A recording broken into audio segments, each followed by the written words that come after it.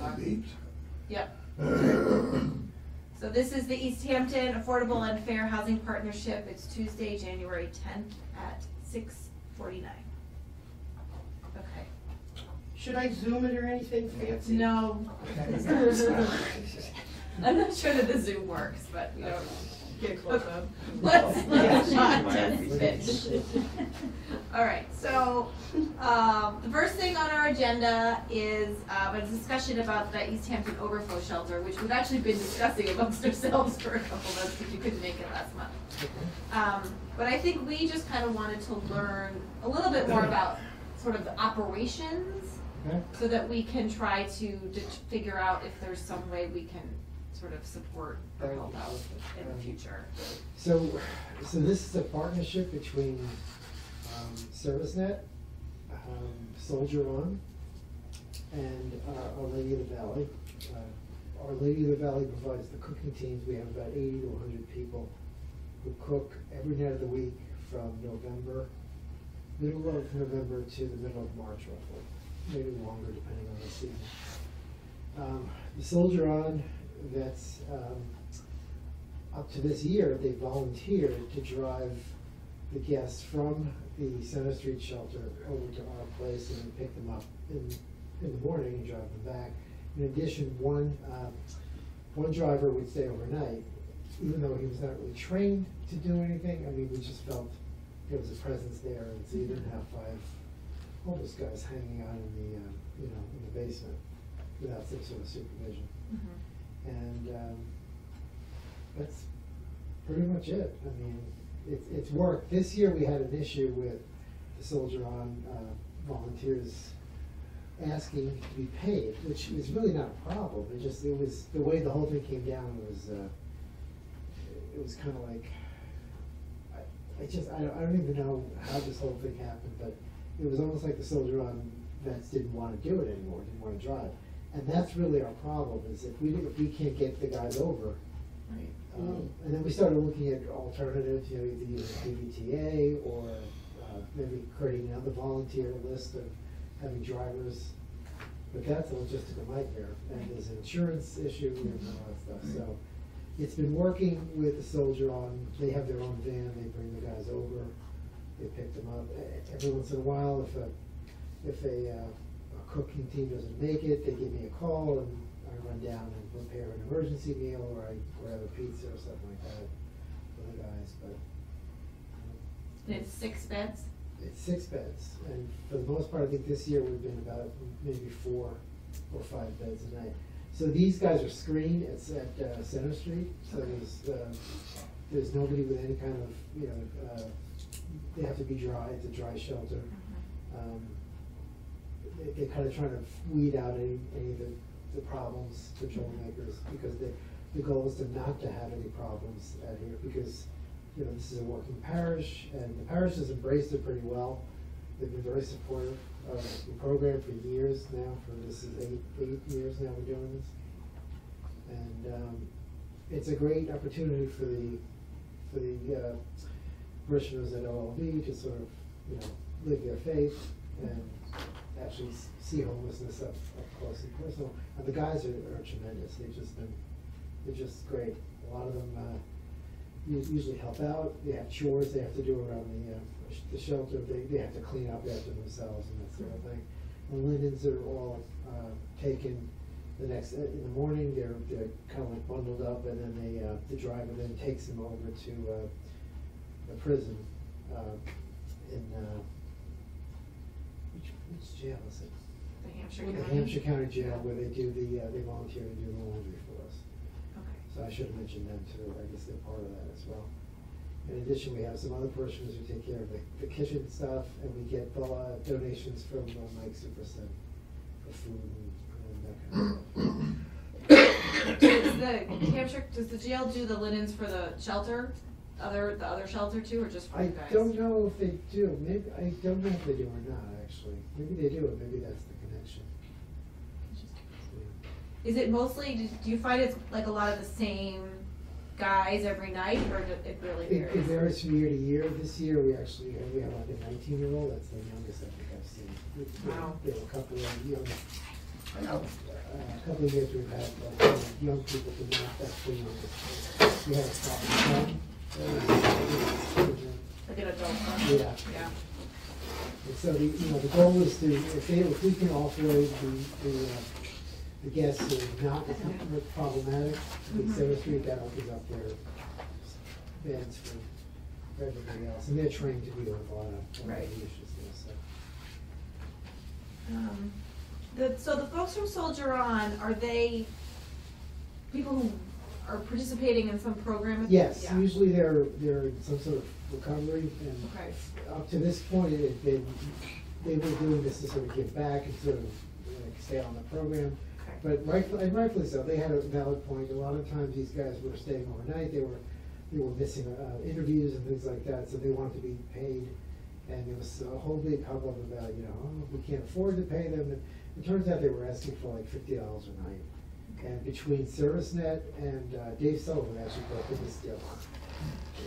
ServiceNet and Friends of the Homeless, they were able to kick in the money. That's just for the one guy though. That's for the one guy, yes, yeah, for the one Soldier On guy. So they get something now. It's a question of dignity, I guess, is the way they look at it. It's work, so they should be paid for it. And so it works.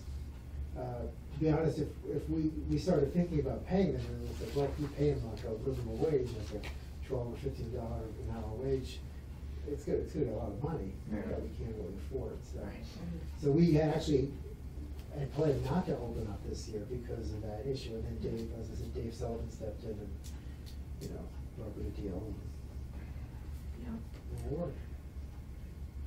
But so is this, the funding that for this year is not guaranteed for next year? Not guaranteed, right, no, that's the thing. So Friends of the Homeless they have enough money for this. ServiceNet gave us a hard time saying they didn't have any money anywhere, but it amounted to, like maybe $2,500, For the whole season? The whole season, Yeah. so it wasn't a lot of money. So we're hoping that this next year they'll budget that kind of thing. And, because it's in their interest, to do that, right? It's a cheaper, way to get more beds for them, so.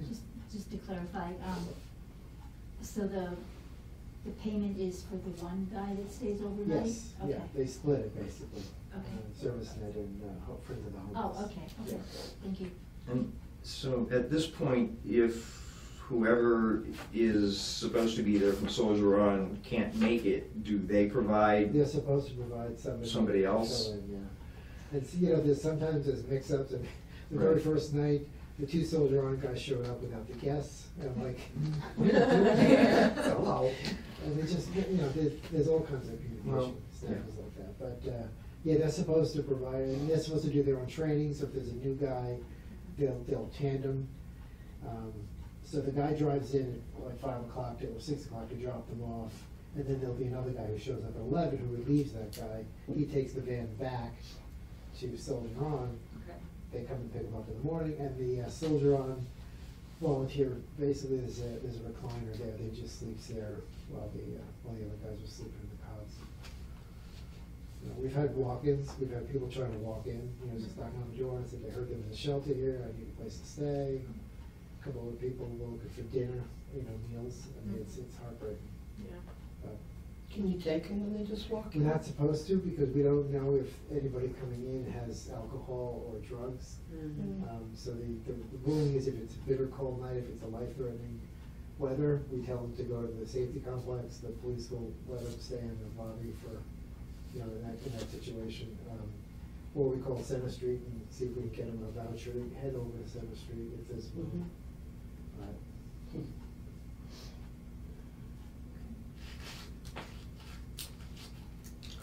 Do the Soldier On guys, do they mind staying there? Like if they were paid, would that make a difference? Well, Or do they really are. not This year, want we to? decided to pay them, and it seems to have made a big difference in their Okay. performance. It's amazing, actually.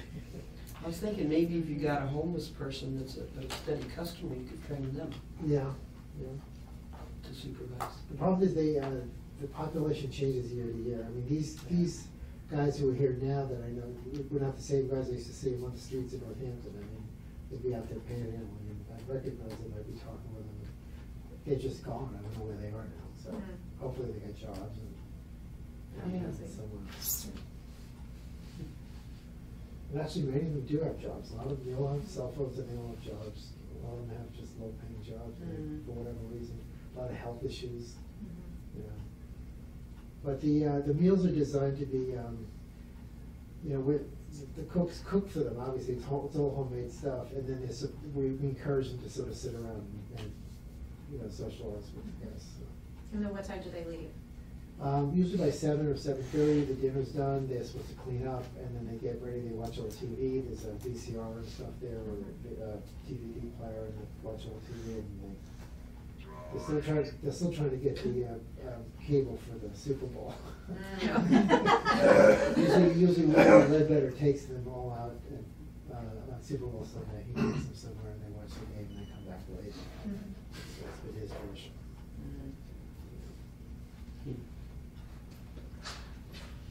Does anyone else have any other questions?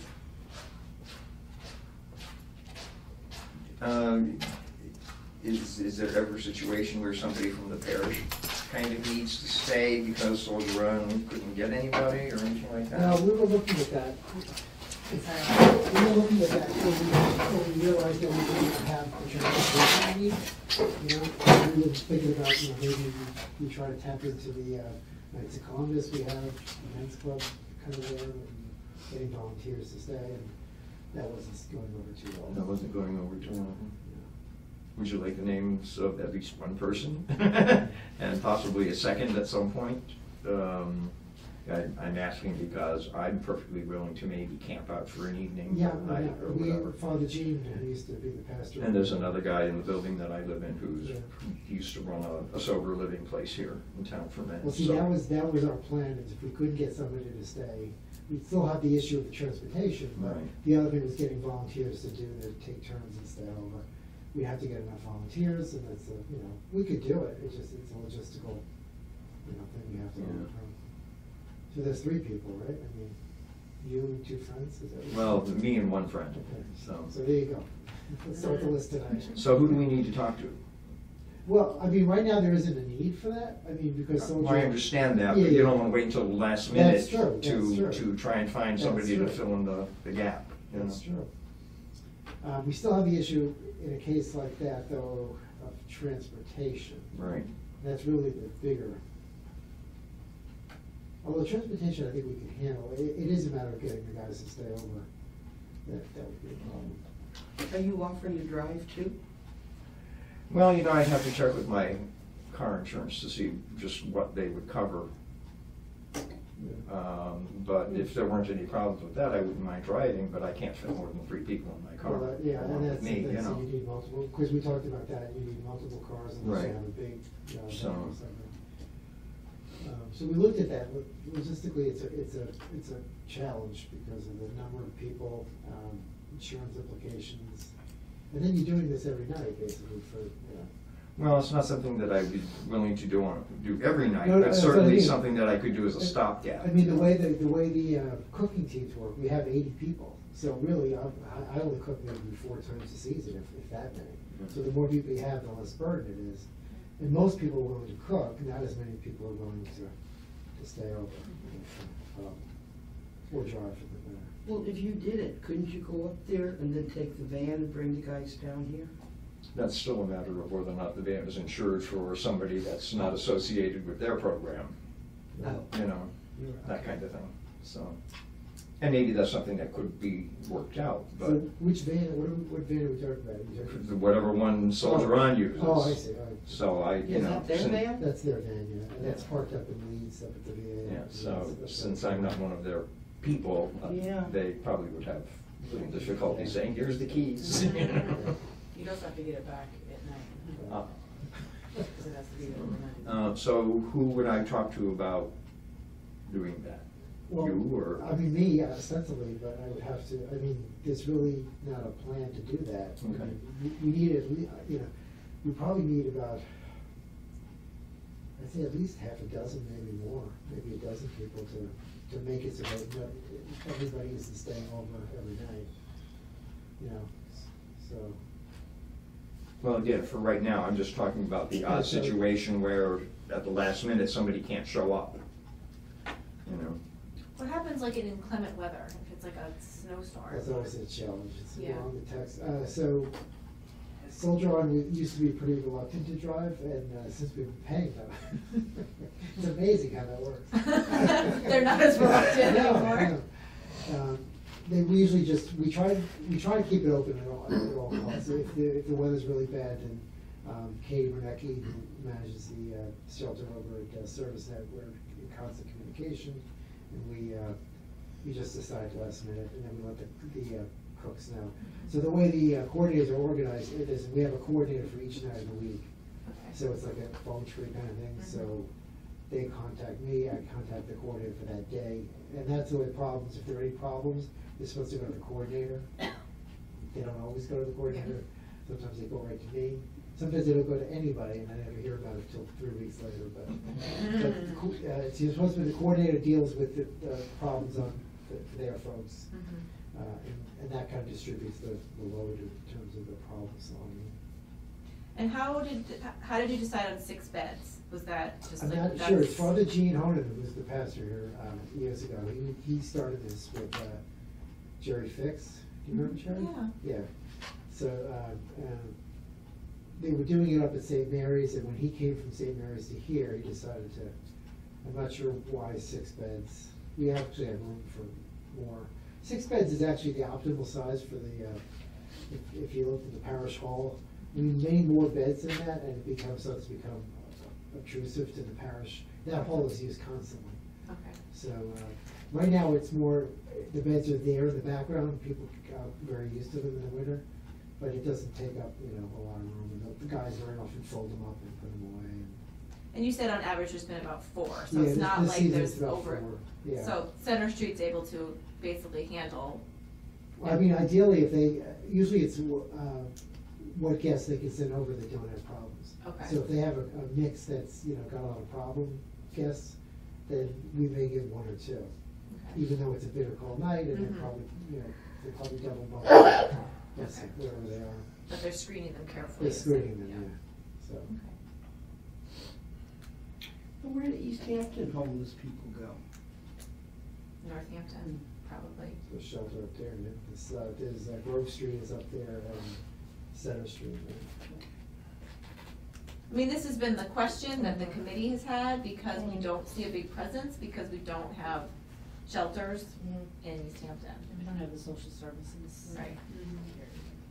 So likely, they're getting services in Northampton. Now, what would be nice is, instead of getting, like, they've been talking about getting more beds in the parish, but that becomes problematic, because that means your meals are bigger, your cars have to be bigger, everything. Right. But I've been thinking about, we have other churches in here that might have facilities that could, but then you run the same issue of how do you get the guys down here? Right.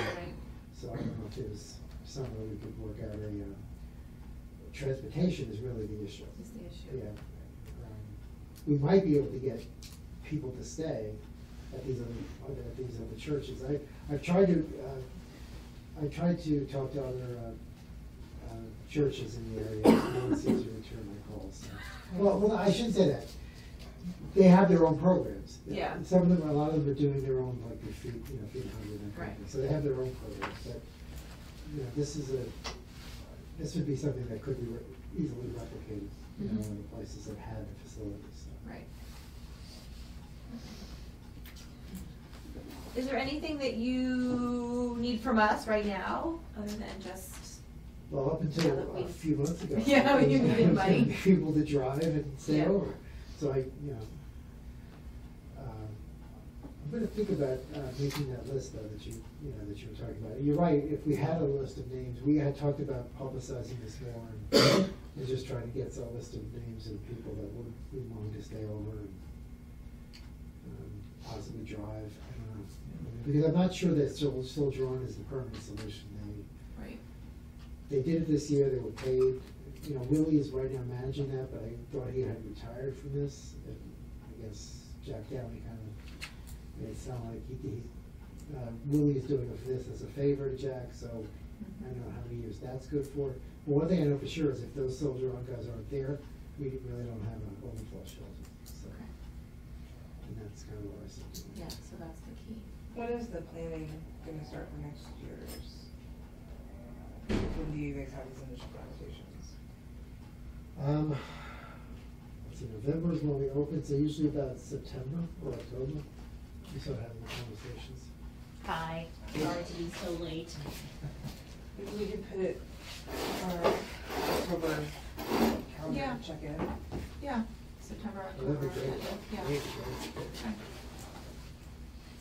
That's okay, that's So what sort of things are you guys looking at in terms of housing here? I mean, affordable housing, things like persons.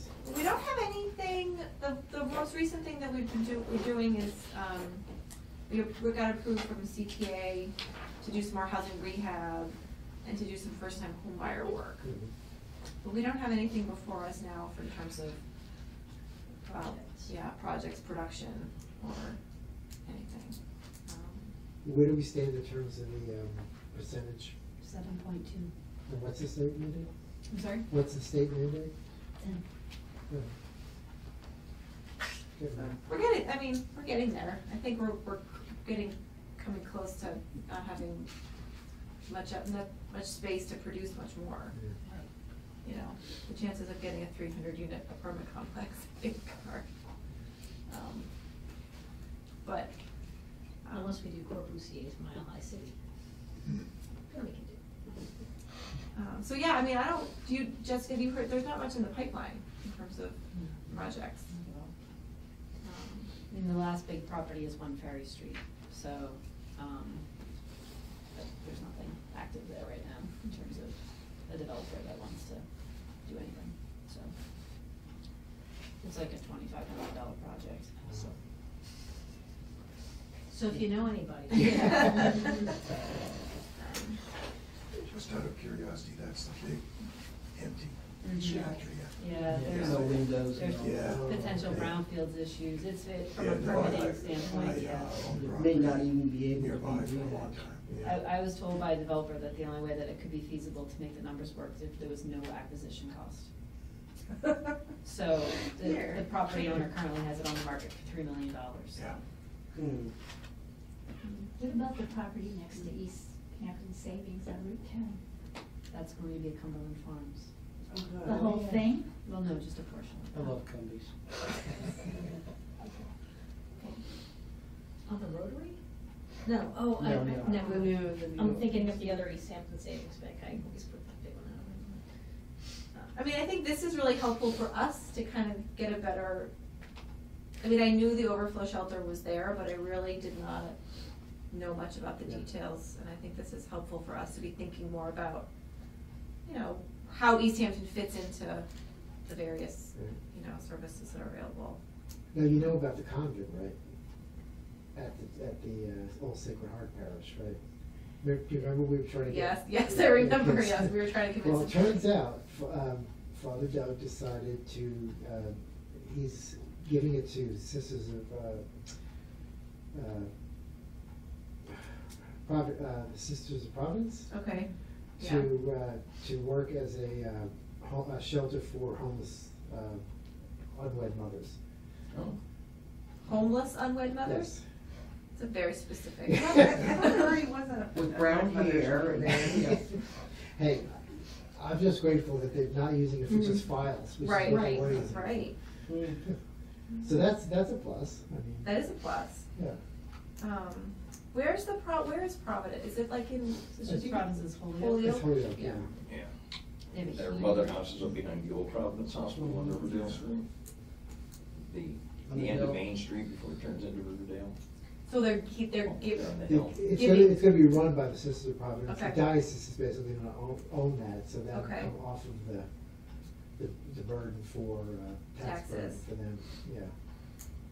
which is good, which is actually what we had suggested. We even Yeah. said the Sisters of Providence, because I know that they do stuff like that. Right. And, so I guess they saw the errors of their ways and decided to use the building this way. It's a beautiful building, the Comet. It's just, it's perfect for families or for, you know, that kind of thing. Do you get the sense, so you, the specification is unwed women? It's, with children? no, it's probably a Or is judgment it on my like part. single moms, or is it? Single well, mom, the yeah, only it's reason I'm pregnant, asking is it pregnant women seems- is what they're looking for. Okay, and it It's- seems it's to me part of like there their, could be work with safe passage. We tried that, and Yeah. that frightened them, so, Okay. so this is the next best, the next level. I mean, you gotta work people. Yeah, yeah, yeah. And start somewhere and maybe Yeah. they'll add, Yeah. But I was thinking referrals, like safe passage refers to the sisters, potentially. Well, that's kind of what we were. Hoping. what- Do they that's what run we their were own doing. programs, the Sisters of Providence, or do they, For like, for this, or would they contract no, it out? it's, I can't remember the name of the group. It's a group that deals with basically, unwed mothers is the only way. I was at a meeting in Ware, and Behavioral Health Network, I think, has a similar program in Ware, in an old convent, and it's for, I think it's substance abuse recovery, but it's Like Grace House does. a similar kind of, and they were saying how the convent was like perfect, because it was set up for lots of And rooms. they were like, basically their little dorm with Yeah. little rooms and, you Yeah. know, so it was perfect. Well, that is good, that's, you Yeah, know, so good. That's progress. that is probably, see, nothing you can get on the other buildings, they're still sitting there getting blessed. Right. All right, well, that's a good update. Yeah. Well, yeah, I think that, Karen has a good suggestion to touch base again with Yeah, the fall. that'd be great, because just to if, kinda see what I we're don't know at. what October's gonna bring, if they, you know, Soldier On, they just turn around in October and say, we don't have any volunteers, or nobody's interested in the program, and then I have to scramble again. But last year, they didn't tell us that till like, literally, we were ready to open the doors, and they said, we're not gonna drive. And the irony was, nobody bothered to ask how much they wanted. We were all thinking it's $50,000 an hour, it's gonna be like $20,000 for a 6-month thing, and the only one was $50 a night. So all we had to ask was, how much do you want? And they would come back and say, $50. We said, That's "Go." great. So you gotta, it's all about asking the right questions, right? Yeah. Right. So I appreciate the support. I mean, if that happens, I'll definitely be coming back and, you know, begging.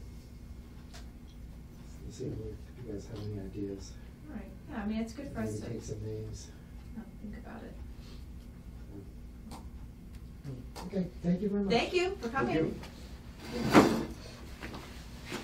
Stay warm. Yes. They dry, actually.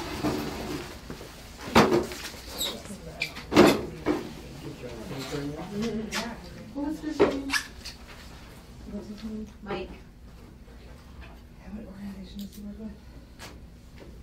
well, he's from the parish, Our Lady of the Valley. I think it's like the social something thing. Can't remember. I don't know. Think about that. So our next guest, and you made it. We I did did. not think we were gonna see it. No, I was It's afraid. amazing that you Yeah, got my it. backwards flight got in at midnight, but they got me on the first flight and I landed an hour ago. I was supposed to be here at noon. Oh, jeez. Yeah. Well, that's- Well, welcome home. Yeah, don't go anywhere, huh? Summer. That's all I do. So our next guest is John Fisher from HAP, who's gonna talk to us about language access plans and what HAP's been doing and. Yeah, if you could, I don't know how well it's record, but my Don Vito Corleone accent. It's okay. It's, essentially, I do not have a lot of handouts per se, but I do have, maybe I should pass this on, so I do have a couple, these are from a slideshow that, I sometimes have done for groups and so forth. But the basic idea is that, and again, I'll give you the caveat, that I don't know what's happening after the 20th of January, nobody does. So I'm assuming, I'm going by what has been through a number of administrations of both parties up until now.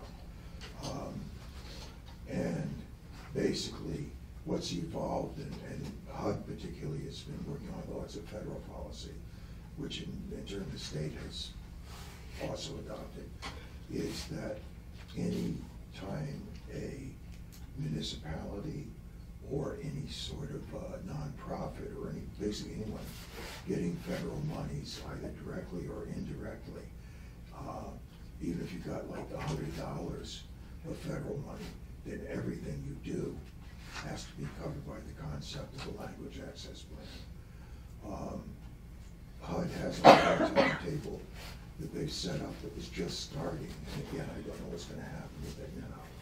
But as various, again, municipalities, nonprofits, and so forth, renewed their, their housing plans, particularly their fair housing plans, they were supposed to include in it a language access plan, which is just simply putting in writing how someone would go about dealing with someone walking in their door who speaks a language they don't speak, and both what services would be provided, how that person would be handled, what services would be provided to them.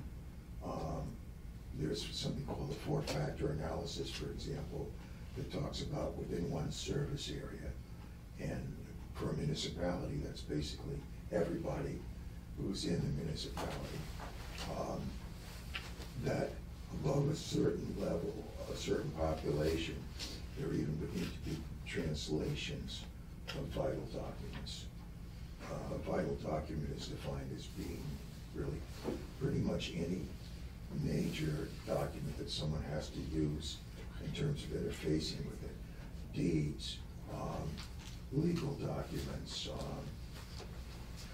various contract agreements, RFPs possibly. What wouldn't be covered would be things that were non-vital documents. Those would include, I don't know, a notice of the local volleyball game or something like that. But basically, anything that comes a part of doing any real serious business with the municipality, if there are essentially more than 1,000 people speaking that language, or more than 5% within the population, the total population served, then there should be translations available. Below that, certain other things kick in at a certain level. You don't have to provide a translation, but you might have to provide an interpreter. So again, there would be a mechanism for it. Let's just say I work in the town clerk's office.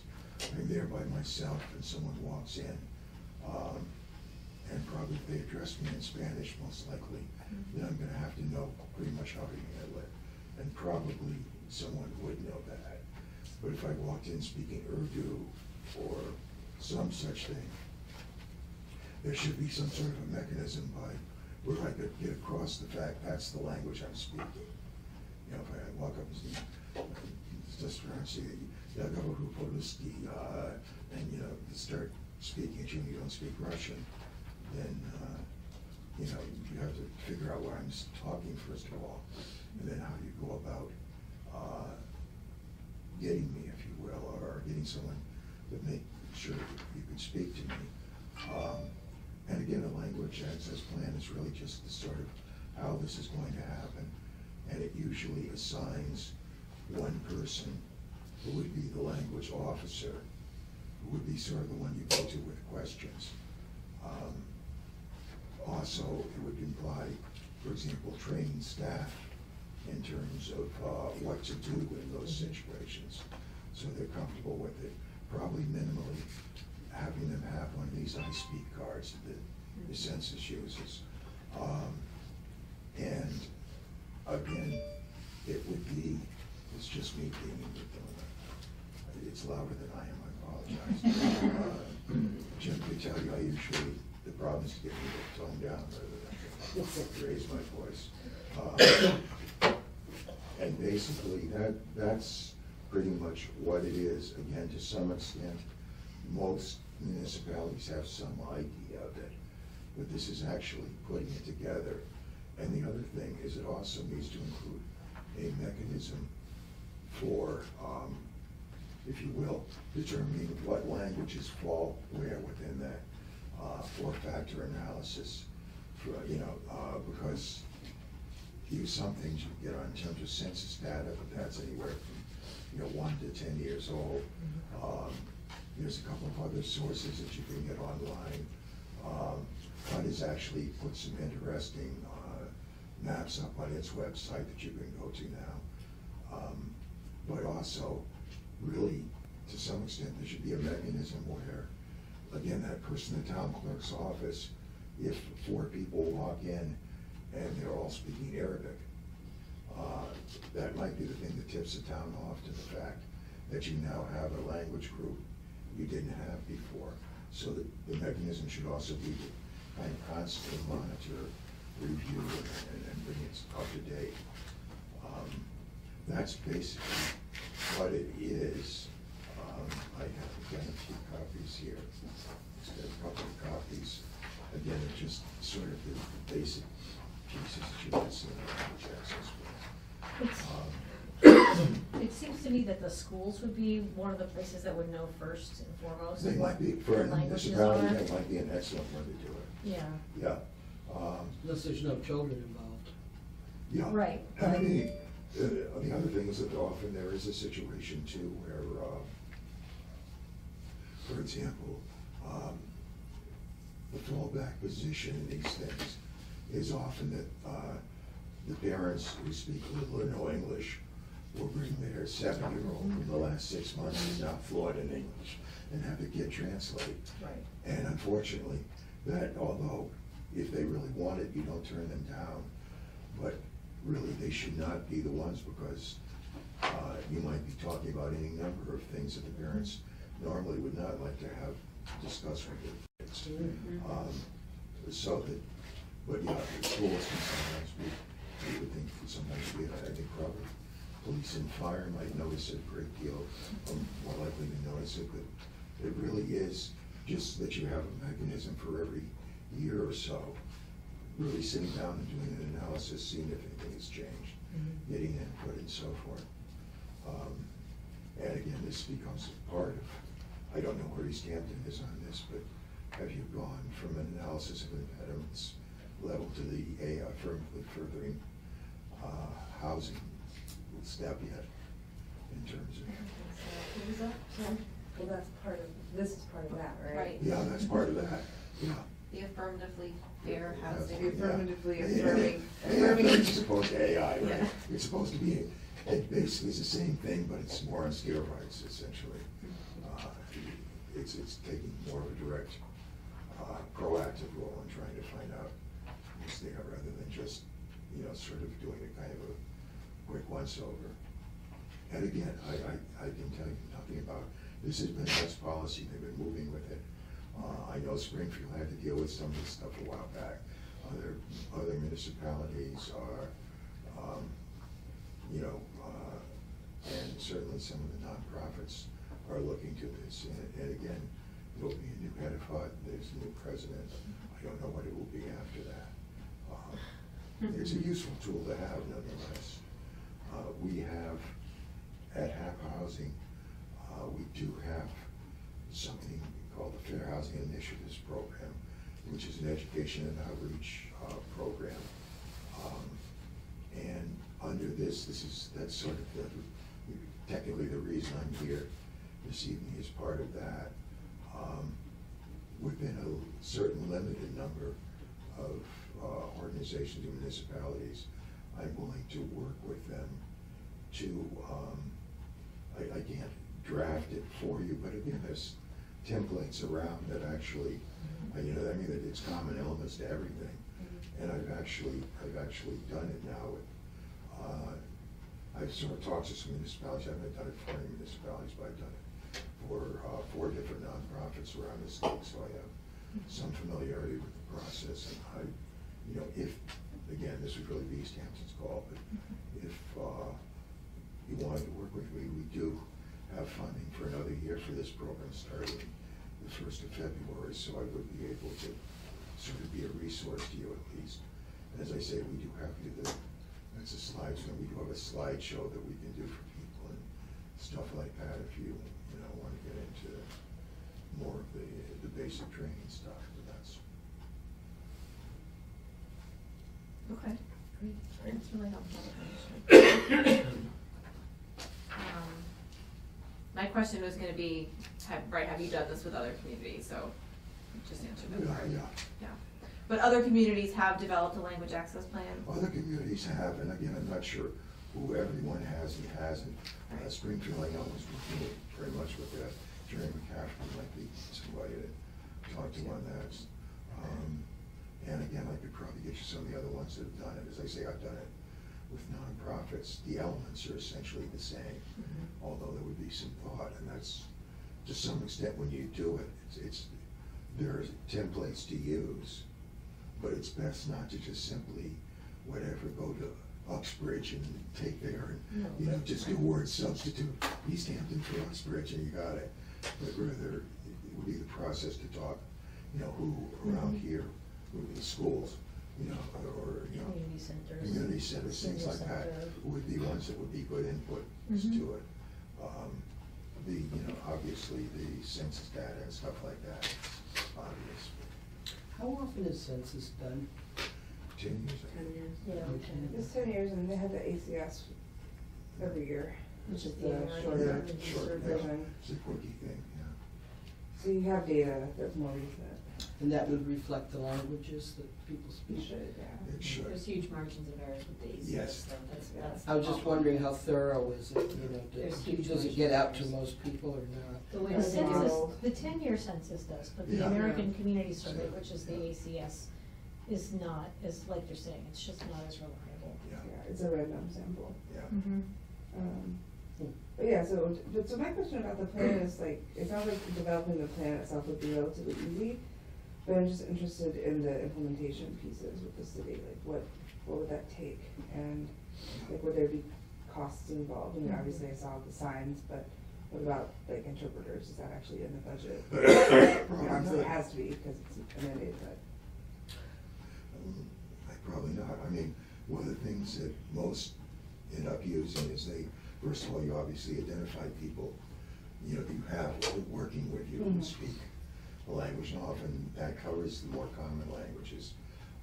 Same thing with getting translations. A lot of these documents actually, you can go on the web and, you know, pull up versions of them. By the way, the translated documents still aren't the documents that are actually signed. They're given to someone for their convenience, but it's still the English language version. That has a legal status. But you probably might want to end up making a contract, and it's usually not massively expensive there are these translating services now that are doing it a lot, particularly hospitals. Originally they went for, but now they're doing wider stuff. Excuse me. And you know, they'll sometimes have a sign-up fee of $200 or something, but then it's, you know, it's something like, you know, $10 or $15 per minute or something like that, and they supposedly have pretty much all translators 24/7. So That's by phone, right? by phone, yeah. Yeah.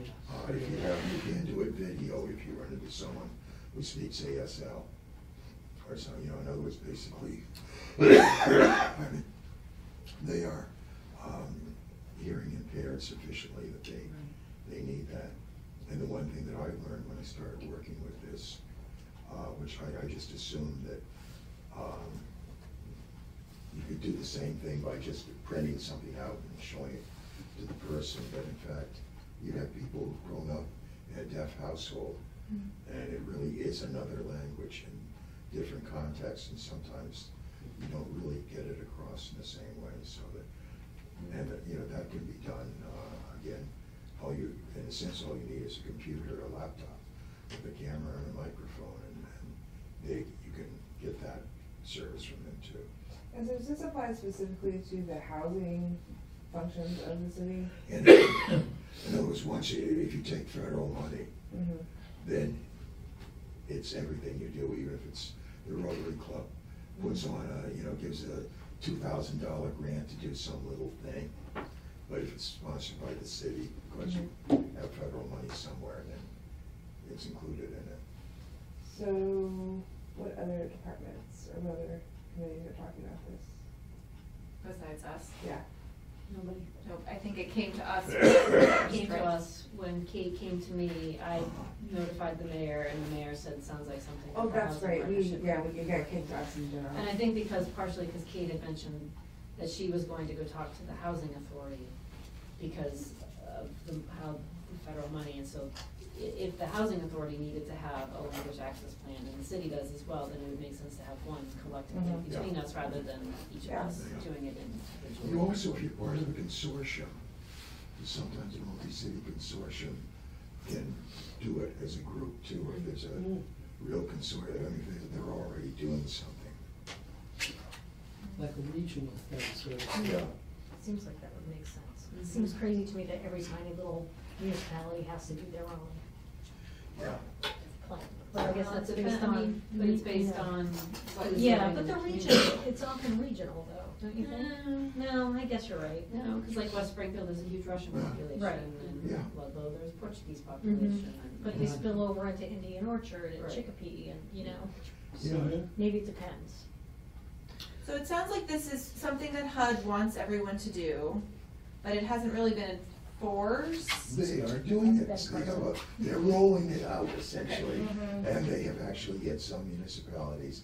It really comes up to whatever their certainly the old dates have come up to it. Okay. And as they come along, then they want you to have it Okay. at that point. And again, I don't know where East Hampton stands in that, or, what it is. And as I say, again, what HUD will be saying on the 21st, but.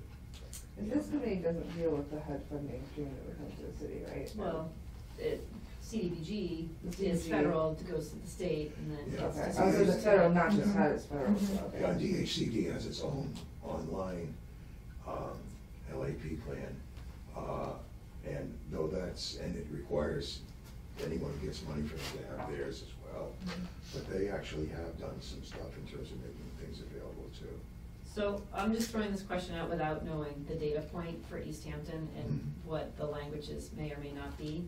But what if the data was looked at initially and there wasn't a language that was more than 5% in the community, and it was a majority? Or greater than 1,000 people, or, Yeah. all the above. Okay. But even so, there would still be what you do for somebody, with someone walking in, you still have to have some way of dealing with them.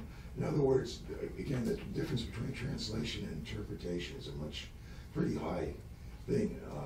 Translations mean that the documents need to be available in those languages, things like that. Mhm. Interpretation, for anything except you get to a certain level, if you have one person who comes in speaking Kiswahili, and that's the only person you've ever run into it, you sort of work with that. But I think what I would propose to do is that there is a department head meeting next week. I will bring this up at the department head meeting, because I think that from the city's staff position right now, it's gonna be hard to get support to put effort and work into doing this if the need has to be sort of there, I guess. And I guess I need to understand Yeah, from the determine city how clerk's big the need is perspective, first. how many how often does somebody come in and there's a translation issue? With the fire and police chiefs, they probably have much more exposure than I do, I would think. But, just within 50 Payson, like, what's been your experience? I can think of maybe 3 times that I've had a situation here in 5 years where there seemed to be a potential, communication issue due to languages. Yeah, So. I can give you, essentially, the one need is, obviously, if HUD continues this way, then the need will be that at some point you're gonna get told you gotta do it. Right. Whether you want to or not. In terms of the need for people, what sometimes can happen, of course, is that there can be a pre-selection too. I would suggest that you take a look at your census data anyway. You can do a pretty good guesstimate Yeah. from that. I think, as a matter of fact, if you look at the slides I gave you, I think there is you can just, the fourfold analysis is fairly easy to figure. It's 1,000, you know, more than 1,000, more than 5%. If it's less than 1,000, but more than 5%, then this. If it's, then it's less than 5%, 50, and it goes down. But you can make a good guesstimate about how much you need to do it. So that would be my proposal. I would say, I think just to, let me bring it to the department heads and to the mayor at the department head meeting. Let me grab a copy of the PowerPoint presentation. I'll go through it and educate myself prior to that meeting next week. And then, you know, I think it's gonna be the mayor's call really on how she wants to sort of address this, knowing that it's gonna be something we may end up having to do. Right. My question is that, you know, if the staff don't have time to do it ourselves, are there consultants out there that we can hire to do this, to do the plan for us? And I kind of reached out to PVPC, more about fair housing, and they didn't seem to have a housing planner on staff anymore right now, and so they're sort of struggling and trying to figure out how they can assist on these things. But given that they have a whole data center there, I think it would be, you know, at least asking them for technical assistance to at least pull the data, so I wouldn't have to spend time pulling the data. Maybe doing that might be, you know, one way to go around it. But if there's consultants that know how to do this and can do it, so that, because I'm gonna be the one writing it. I mean, I'll be honest. Again, I could work with that. And And I will be whatever the point person is. I will be assigned the language officer. So, since I'm the ADA coordinator, it seems that it would just be, you know, another thing. So, but anyway. Yeah, I'm just saying, though, Yeah. within the next year, if you decide to go that way, I'm free of charge. Okay. I am available. I Okay. can help you to put it together. And it's not horrendous to put it together. And to some extent, part of the reason having you put it together is to say simply taking something is that you know East Hampton. Yeah, sure.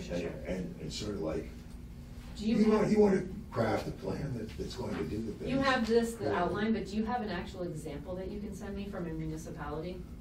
I don't That I have can one at from least look up? municipality.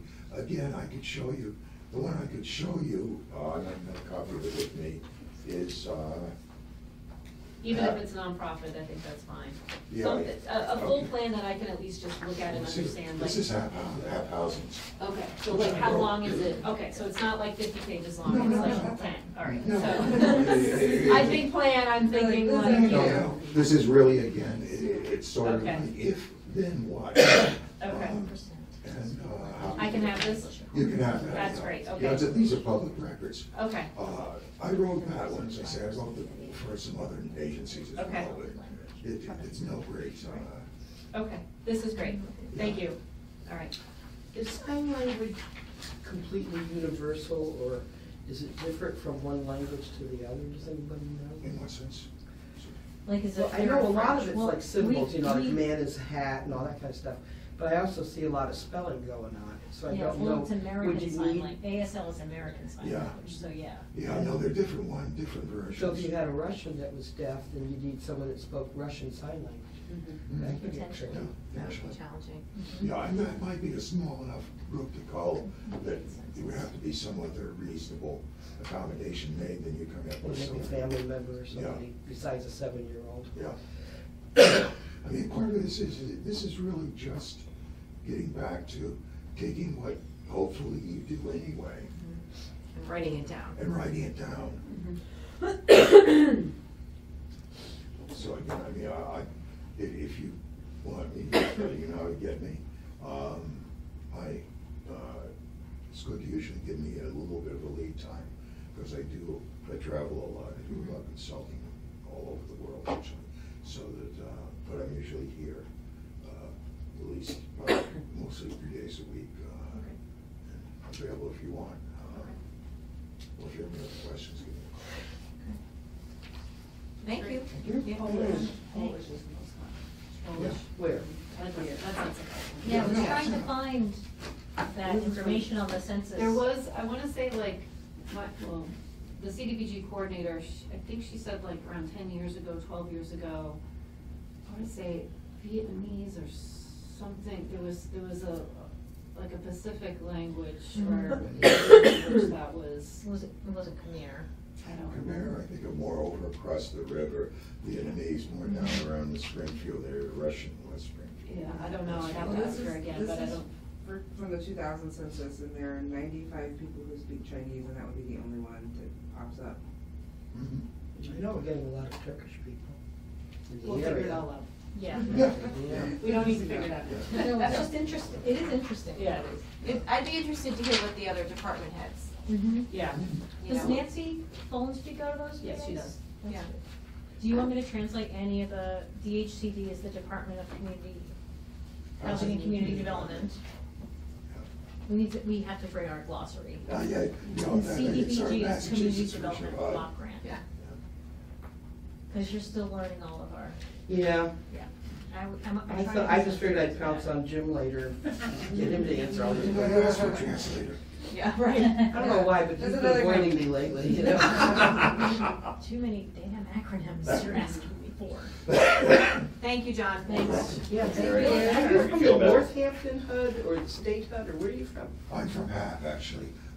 HAP. My main office, yeah, HAP Housing, Right, I got my it. main office is 322 Main I Street, understand. Springfield. I, In Springfield. yeah. Yes, that would be great. Oh, all right. No, it's Yeah. transformed. Yeah. Thank you. You're welcome. Yeah, you can keep that. For the notes. I can, so it'll be interesting to see what happens after January 21st. Yes, exactly. There may not be a There's need too much for regulations, so interpretation. all the mandates are gonna go away. That's right. Yep. Every single one. And everyone's gonna have to speak English anyway, so we won't Yeah. care about this. Right. And we'll also Good night, hold this. everybody. Thank you so much. Oh, I should also mention to you, as a by the by, Jim already knows this, but there is, what is now, I think, the largest fair housing conference in the country is free, and it takes place in Springfield, Massachusetts. I believe there will be a symposium on LID as part of that. It's the 7th, 6th and 7th, 7th and 8th of, just trying to see if I can grab it quickly. But it's the first Thursday and Friday in April. Cool, okay. And if you go online, Fair Housing and Civil Rights Conference, it's the 11th annual. We're one of the co-sponsors of it, so you're all invited. Thank you. Thank you. Thank you. Good night. No, Oh, it was Thursday, Thursday, Friday. Friday.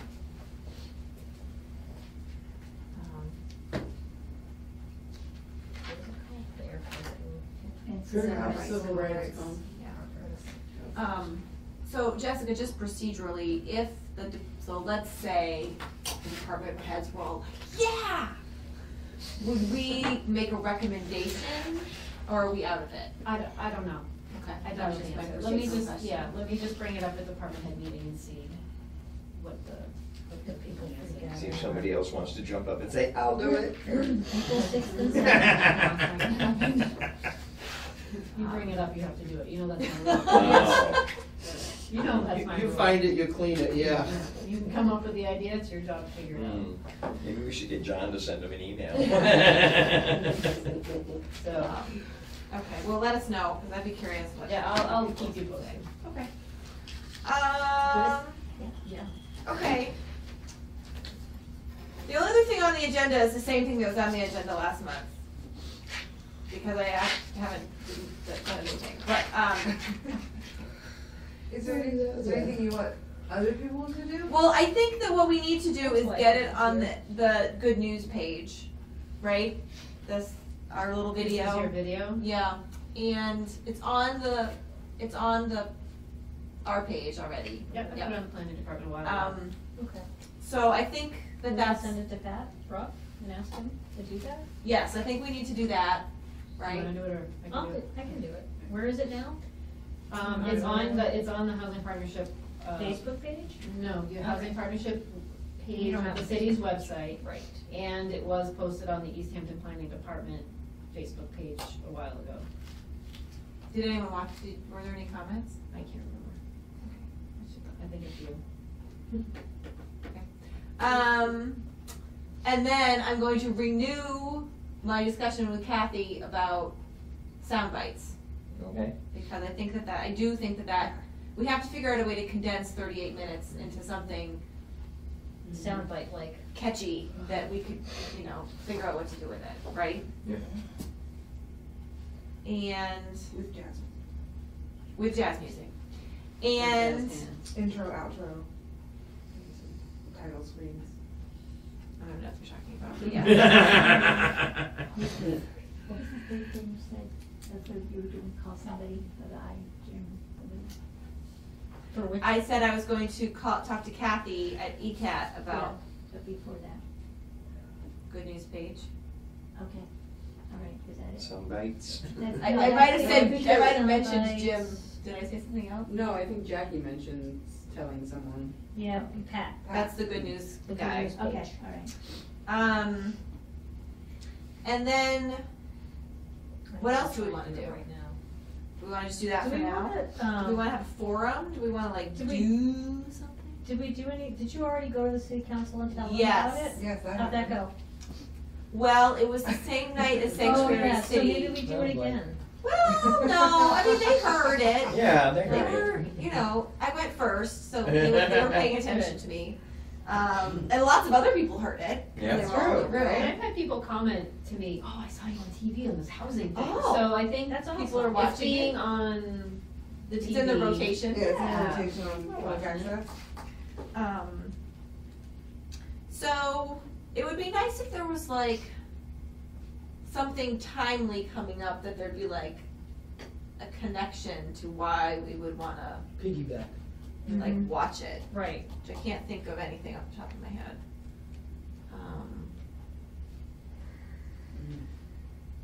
Yeah, I mean, if we're not doing any developments, we do have the first time homebuyer program, which will start up at some point. That's different. That's different. Yeah.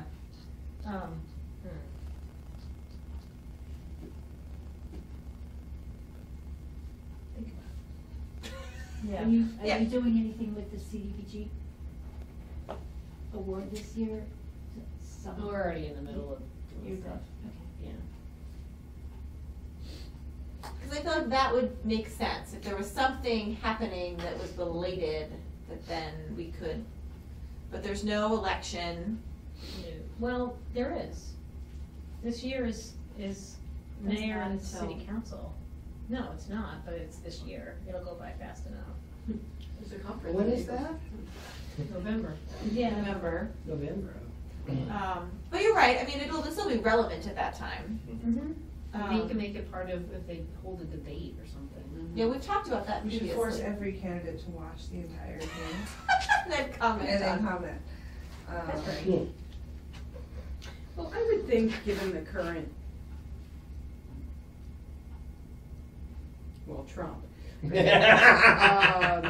know, I would anticipate lots of opportunity for the community to engage. I think as things come up and issues come up, I think there's ways of talking about a variety of different things and kind of inserting that within that. Like, I can't imagine this is going to be not painful and seeing people more engaged in community and trying to figure things out and understand things. That's Like, true. I went to and I think Jackie was there too, I don't know if anyone else was there too, but the thing in Northampton and Yeah. like, I think there's. Oh, yeah. I mean, I think there's gonna be lots of What opportunity. Democrats can do. Yeah, and so I think that there's, What resistors can do. yeah, and I think Yes. that this fits into that also, so. Yeah. I think it's just a matter of. We're probably not gonna have any federal money to worry about in the near future on anything. All right, let's not be so doomsday here. Let me turn this thing off. Yeah. It takes a long time for things like that to trickle down. Yes. Mm-hmm. It takes them so long to even implement things. that Right. By the time they wanna repeal and replace anything, it's gonna take them, it's Mm-hmm. gonna be very difficult. Because it's a great idea when they started, but then, as we just saw with. Well, and I would just, let's just keep a close eye Mhm. and Carson Yeah, and I was stuff gonna that's, say, I thought the they- policies and that could be, tying it into whatever policies that are being proposed through the department and just being aware and educational and advocates based on the Mhm. new, soon to be head high. Okay. I didn't, I We didn't might even, have some, new, sound bites. oh yeah, there you go. Just like a giant meme of Ben Carson's face and some crazy stuff on top. So, I think we could use, I mean, I think for the election though, that would be an interesting thing if there is a debate or a forum to make sure that we're getting included, in that, with a question. It They- might be they about a usually- video, but- We have in the past. Yeah, Right? yes, but I think if we think about it earlier than we have previously, we could, be a little bit more Mm-hmm. roped in. Yeah. Yeah. So why don't we start talking about it? So, okay. This year's a mayoral election and a city council election. Stuff doesn't really start to heat up. Everyone has to have their papers in by July, isn't it? Yeah, I was gonna say that, July. So that's when we know who's running. And then, East Hampton Matters might do a candidates forum. In which case, we have people sitting here who do both of those things. And things don't really heat up until like September, October. October, Yeah, like, absolutely. pretty close to when the actual Right, date is. Okay. yeah. So we usually don't meet in August, but let's think about like starting to talk about this in July. Mm-hmm. That makes sense. Wow. September and July, we already have Yeah. things on the Yeah. agenda. Way to make sure those things get Yeah. forward to the agenda. Kathy is the secretary. Kathy's got it. I just sent the link to the video to Pat Ruff Okay. and asked him to post it, and he said, let me check it out. Hey, so we're gonna have at least one more. And I will meeting. let you know. Is there a counter on the? Yeah, No. right. How long is the term for mayor and 2 city years. Two. council? 2. It seems like we just did that. Okay, Because we did. We did. Why are you thinking of running? Oh, every yeah, 2 right. years. July. You would win. You know, I came from a town that doesn't even have a mayor, Southampton. You have a select board there? There's a select board I don't know there. what we have. I There must asked a be. million people, no There's a one seemed to select board. know. Yeah. So I figured, Yes. too hard to figure out, you know? Okay, That's why I'm anything here. else on that for now? Okay. Do you wanna give your quick update on the plan? Yeah, so the RFP went through a third set of revisions and was sent to the procurement officer last week, but she was on vacation, so I think she gets back tomorrow, so hopefully she'll take a look at it, and, I think at this point, should be fine and ready to go. Okay. Anybody have anything else? No, but the president will be speaking, giving his farewell address at 9 o'clock tonight, so we all wanna be home to see that. Oh. Well, I did not anticipate keeping you here so long. I thought you were gonna say it was on in 5 minutes, I was like, No. oh, okay. Sure. That's gonna be sad. All right, so our next meeting is on Valentine's Day? Oh. Isn't that romantic? Okay, we need refreshments then. Is that right? Yes, it is. No, not really. Does that work for everybody? Sure. I may not be there for that one, but I'm holding something on my contract for travel. Would anyone rather not meet on Valentine's Day? You better than me. On the off chance that I might get lucky, I think we shouldn't have a meeting. We could have a meeting. You two know each other, And, huh? you know, you folks are the ones that are attached to somebody. You decide. Yeah. Eh. It I doesn't think my matter. attachee is going to be at the American Your Arts attachee. Conference. Yes. Sure. He'll be at a conference, and I think maybe I was gonna go with it, but I don't know. Okay, Would you rather be here? we can adjourn, someone could turn that off. Adjourn. Please. I move that we adjourn. I second it. It's over. And I'm turning this off. Thank you. It is not off. Right. I didn't point